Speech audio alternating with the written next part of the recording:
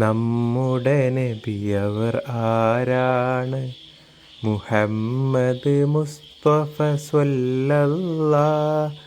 നബിയുടെ ജനനം മക്കത്ത്, മരണപ്പെട്ടു മദീനത്ത്. നമ്മുടെ നബിയവർ ആരാണ്? മുഹമ്മദ് മുസ്തഫ സ്വല്ലല്ലാഹ്.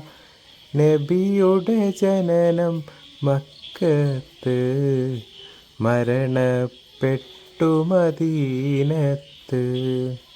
നബിയുടെ ഉപ്പ അബ്ദുള്ള, ആമിന ബീവി പൊന്നുമ്മ.